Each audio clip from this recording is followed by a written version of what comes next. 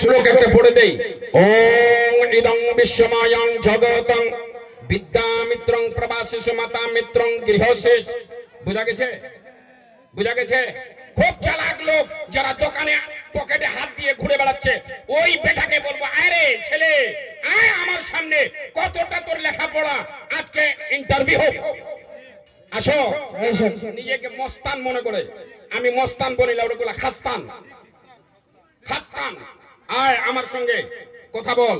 ওং ইদং বিশ্বমায়ং জগতং বিদ্যামিত্রং প্রবাসিষু মাতা মিত্রং গৃহশেষ। তার সঙ্গে আরেকটা ছন্দ বলি। লা ইলাহা হরতি পাপং ইল্লাল্লাহ পরম পদম জনম বকুন্তি আপনি পতি তা জপি নামে মুহাম্মাদন। জোরে বল সুবহানাল্লাহ, সুবহানাল্লাহ।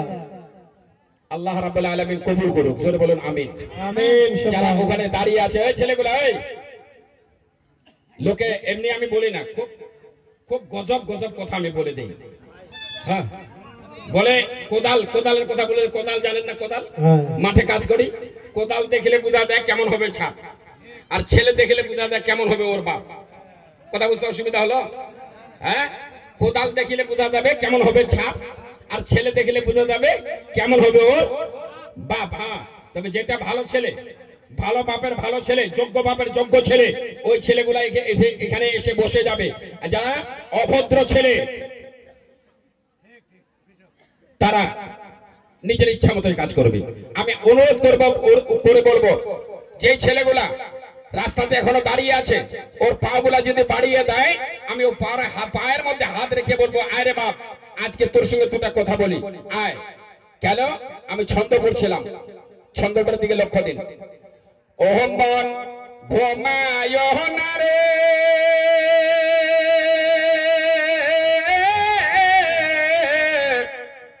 ওহ মন ঘুমাসি না রে,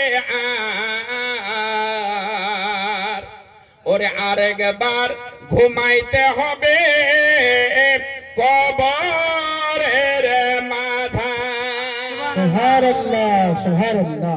এই আশ্রামগঞ্জের জলসাতে আসা লোক যারা আজকে ঘুমাচ্ছেন বিছানায়, যারা চলে গেছেন, কম্বল যারা নিয়েছেন, তাদেরকে বলবো যে ওই কম্বলটা ছেড়ে দিয়ে রে, আজকে ইসলামী জলসাতে প্রবেশ করে নে। ইনশাআল্লাহ এখানেও ভালো হয়ে যাবে তুই, আর ওখানেও ভালো হয়ে যাবে।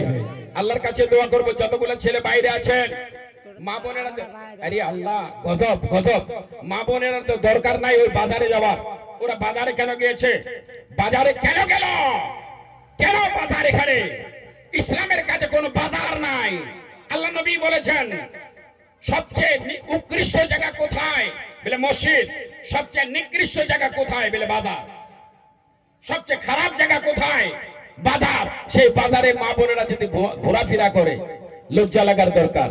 তওবা তওবা তওবা। মা শুনে নাও, শোনো শোনো মা ভাগিনী, জোরে বলা যাবে না সুবহানাল্লাহ? সুবহানাল্লাহ। আরেকটু জোরে বলুন না সুবহানাল্লাহ। এই যেগুলা লোক এরকম করে ধরে আছেন, ইসলামের গরম একটু দেখান, ইসলামের গরম, হাত বাইর করে বলেন সুবহানাল্লাহ। সুবহানাল্লাহ। এখনো কিছু লোক হাত গরমে ঠান্ডায় আছে, এখনো ঠান্ডা আছে। আমি চাইছি যারা ইসলামী লোক, যারা ইসলামী ছেলে, তাদেরকে বলবো যে একটু হাতটাকে বাইর করে हजरत इमाम हुसैन नामे ऊंचों में कितना ऊंचा है वो झंडा हुसैन का, ऊंचों में कितना ऊंचा है वो झंडा हुसैन का, अरे दो जहां में बजता है डंका हुसैन का। और क्या कहा?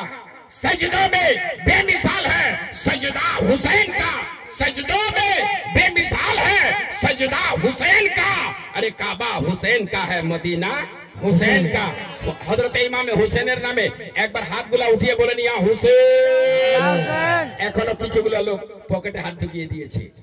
আল্লাহ রাব্বুল আলামিন যাকে দুখানা হাত ঠিক দিয়েছে, হাতের মধ্যে কোনো বেদি নাই, হাতের মধ্যে কোনো লুলা নাই, হাত যার ভালো আছে, ওইগুলা লোককে বলবো যে ইনশাআল্লাহ আজকে যদি হাত দেখান, এই এখানকার আধার কার্ড করেছেন, কবরের আধার কার্ড আছে আপনার, কবরের কোন নম্বর আছে আপনার, আরে এখানে যদি হাত উঠান জিবরিল আমিন আসবে আর আপনার হাতের ফটো হয়ে যাবে, কালকে মহশরের ময়দানে দেখাবেন।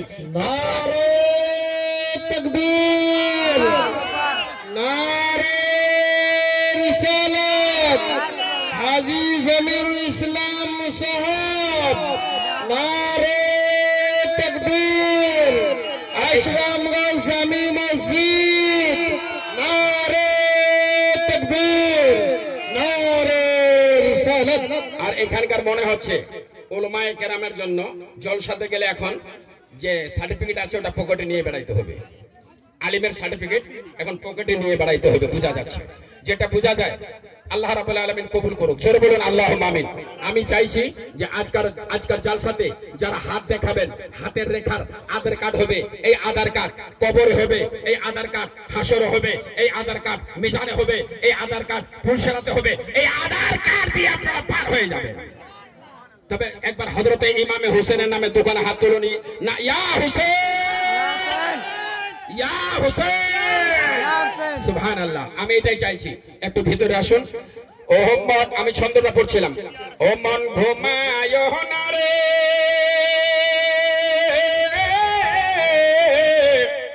ও মন ঘুমাসে না রে, ওরে আরেকবার ঘুমাইতে হবে কবরের মাঝার। নবী বলি হাজি গাজি কত ছিল, হাজি গাজি কত ছিল, এই দুনিয়া মাঝার সব ছাড়িয়া গেছে চলে মৌলারি দরবার। ও মন ঘুমায় না রে,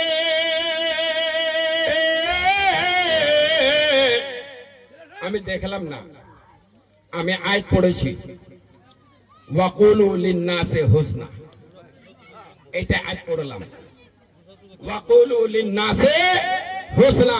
এই তোমার যদি ব্যবহার ভালো হয় জালসা ভালো, তোমার ব্যবহার ভালো নামাজ ভালো, তোমার ব্যবহার ভালো তোমার বাড়ি ভালো, তোমার ব্যবহার ভালো তোমার সব জায়গায় ভালো। আর যদি তোমার নামাজ, যদি তোমার ব্যবহার ভালো হয়ে যায়,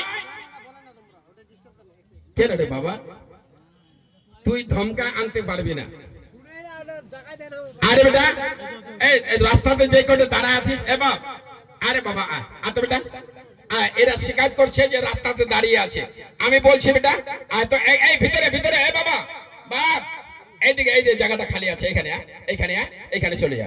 দরুদ শরীফ পড়ুন তো, একটু জোরে জোরে দরুদ করুন। আল্লাহুম্মা সাল্লি আলা সাইয়্যিদিনা মাওলানা মুহাম্মদ ওয়া আলা আলি সাইয়্যিদিনা মাওলানা মুহাম্মদ সাল্লাল্লাহু তাআলা সাল্লাম।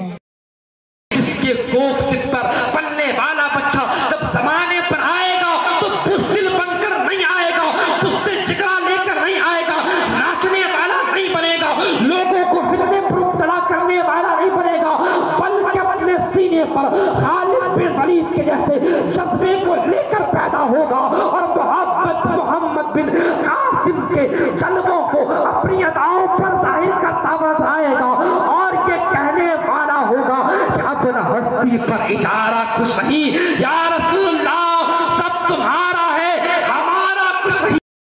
খানদান উদ্ধার করে দিন। হ্যাঁ কি বলছেন, হতে পারো বড় লোকের, হতে পারো বড় লোকের বাগান বাবুর বেটি, নারী হয়া এমন চলন ইসলামের নাই নীতি। আর দেখেন Sonu powder Himani sand, Sonu powder Himani sand কয়টা হলো বাপ? চারটা। ওজুর ওজুর ফরজ, এই সোনু ওজুর ফরজটাকে ওরা কোথায় নিয়ে গেছে দেখেন, ধ্যান দিবেন। ওজুর ফরজ কয়টা ভাই? জোরে বলো। চারটা, চারটা ফরজ। আর ওরা কি ফরজ আদা করেছে দেখেন, সোনু পাউডার হিমানি স্যান্ড মাখতে ভালো পারে, ওজুর মধ্যে কয়টি ফরজ বলতে নাহি পারে। ওজুতে কয়টা ফরজ বলতে পারে না, এখানে কি কি লাগাইতে হবে ওগুলা জানে আল্লাহ। ডাক্তারখানা যাবে বলে, ডাক্তারখানা যাবে বলে শহর পানে যায়, আসল কথা নয় রে ওটা, ঢুকবে সিনেমায়। এদের মধ্যে যদি নাটক দেখেন, শেষ নাটক, ওর পরে কেউ নাটক করতে পারবে না। একটা নাটক দেখবেন, কেউ যদি মরে যায় ঘাই দিয়ে কান্দে, কান্দে না? ঘাই দিয়ে কান্দে না? হ্যাঁ, নাটক একটা দেবেন, ঘাই দিয়ে কান্দে, খুব লম্বা করে কান্দে, আর ওর ভাই বেটি লেগাই দিছে, ওর বিড়িটা ধরায় দিছে। কি লাগাই দিছে? বিড়ি। আরে বিড়ি দিয়েছে, ওই বিড়ি খুই বুড়িটা। ওর ভাই বেটি যখন বিড়ি দিল, এটা কেমন কান্দা, এটা অটোমেটিক ভলিউম লাগাইছে নাকি, বিড়ি পাইতে না পাইতে কান্দনটা অফ, বন্ধ। কথা বুঝতে অসুবিধা হলো? ও বিড়িটা দেখতে না দেখতে ওর কান্দনটা বন্ধ, 2-4টা ফুঁক দিল বিড়িটাতে। কথা বুঝেছেন? এবার ইমাম সাহেব আসলো, হাজি সাহেব আছে, অনেকগুলা লোক, ভালো লোকগুলো আসতেছে, নামাজি লোকগুলো আসতেছে, লোকের দিকে দেখে বিড়িটাকে নিভিয়ে দিল, বিড়িটাকে নিভে দিল। ওর বাপ দিয়েছে একটা শামসেট, এখানে রেখে দিল। কথা বুঝতে অসুবিধা হচ্ছে? হ্যাঁ, আল্লাহ একটা ওকে শামসেট দিয়েছে। শামসেট বুঝতে পেরেছেন? হ্যাঁ, বুঝা গেছে ভাই? এই বাবা, পিছনের লোকগুলো বুঝতে পেরেছেন?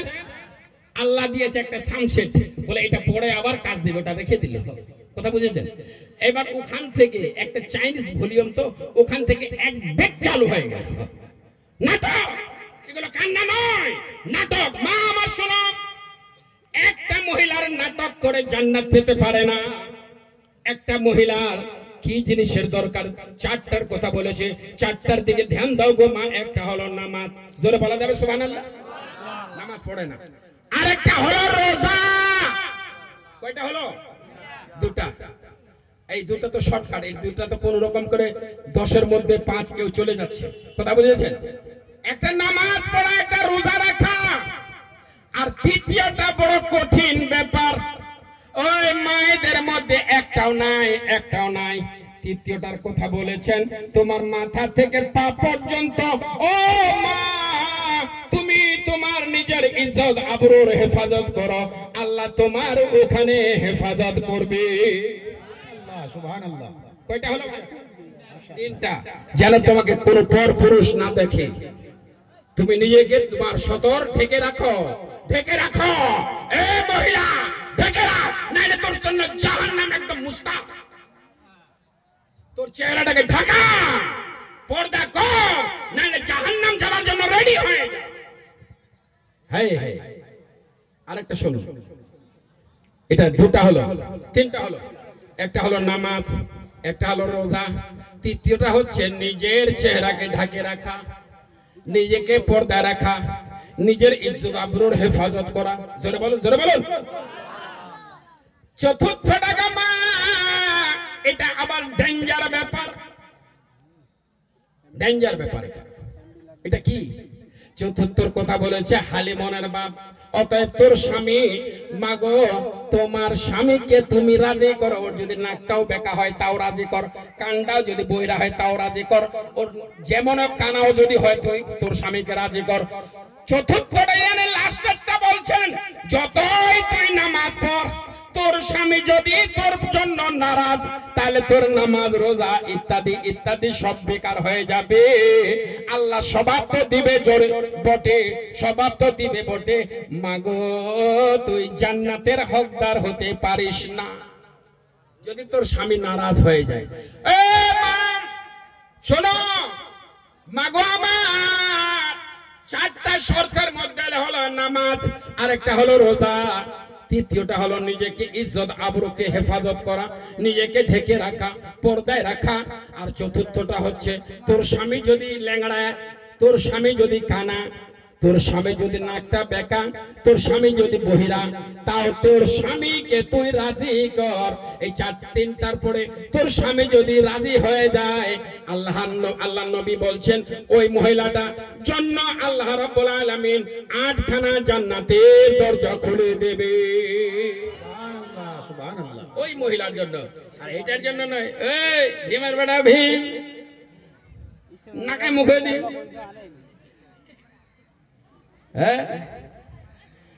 শোনো শোনো মা ভাগিনী, ধ্যান দেবেন, ছন্দটাতে ধ্যান দেন। আমি চলে যাচ্ছি বাপ, আমি চলে যাচ্ছি। কেন? আমার পরে আরেকজন আসবে, আমি চলে যাব। কেন? যে আমি পাশের লোক। শোনো শোনো মা ভাগিনী, ও মা জান্নাতে তোমার এই দুনিয়ায় স্বামীর খিদমত, ধ্যান দিবেন, স্বামীর খিদমত হজের নিকট হাদিসতে পাওয়া যায়। হযরতে রহিমা, কি নাম বললাম? রহিমা। এটা যদি কোন রহিমা আছে না, ফুলে মোটা হয়ে গেল। আসলাম গোছের জলসা যাও না, যেমন হোক, মোর নামটা তো হচ্ছে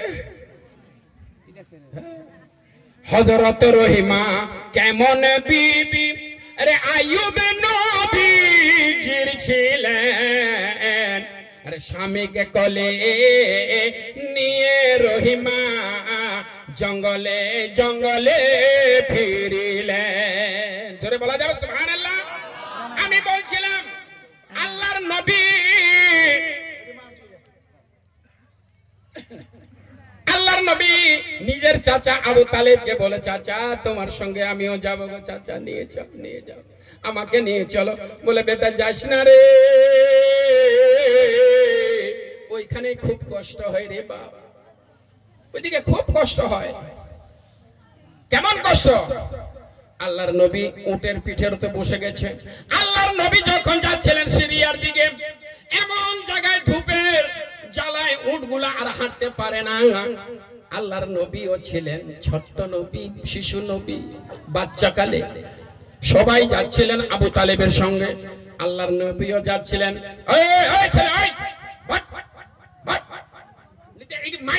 তোর মাথা নাটক, এই জন্য তো বলা যায় না। ছেলেকে বলে, ছোট্ট একটা ছেলেকে ঠাস করে ওর বাবা মারে, ওর ভাই মারে। কি মারে? বলে এই মানুষ হ, মানুষ হ। কি বলে? মানুষ হ। আর মানুষের কুলে জন্ম হয়েছে, তারপরে বলে মানুষ হ। কথা বুঝেছেন? বুঝেছেন? মানুষ হয়তো পয়দা হয়েছে, মানুষ তো জন্ম হয়েছে, তারপরে ওর ভাই পট করে মারে, মানুষ হ। কেন বলে? বলার কারণ আছে না? বরং বলার কারণ নাই? আছে। মানুষ হ, এটার কারণ আছে। কি কারণ আছে? যে তুই সমাজে যাইলে এই বদমাশিটা করিস না, তুই ভদ্র হয়ে চল। একজন মহিলা, মা তোমাকে বলবো, আমি উল্টার দিকে যাচ্ছিলাম, যেতে পারছি না, সময়টা উল্টা হয়ে যাচ্ছে। মা তোমরা, তোমাদের কাছে বলি, মেয়েরা জান্নাতি বেশি হবে। যেটা বলা যাবে সুবহানাল্লাহ, মেয়েরা জান্নাতি বেশি হবে।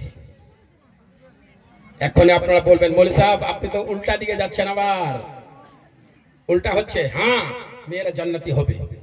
কারণ কারণ আহা, যখন মা একটা বাচ্চাকে জন্ম দেয়, জোরে বলো না সুবহানাল্লাহ, যখন মা বাচ্চাটাকে জন্ম দেওয়ার সময় একবার আল্লাহ শব্দ করেছেন। বন্ধুরে, একবার যখন মা আল্লাহ বলেছেন, কেন্দে কেন্দে জীবন বাঁচানোর জন্য যখন আল্লাহ বলেছেন, আল্লাহ রাব্বুল আলামিন তৎক্ষণে বলেছে এই মহিলাটা জান্নাতি। যখন কষ্টের মাধ্যমে মা আমাকে জন্ম দিচ্ছিল, আর ওই সময়তে মা ব্যথার যন্ত্রণায় জড়সড় হয়ে যখন বলছে না আল্লাহ, এই জন্য বলে বাচ্চা যখন জন্ম হয়ে যায়, জন্ম হবার পরে মার যত কষ্ট হোক না কেন, যত যন্ত্রণা হোক না কেন, বাচ্চাটাকে কোলে নিতে না নিতে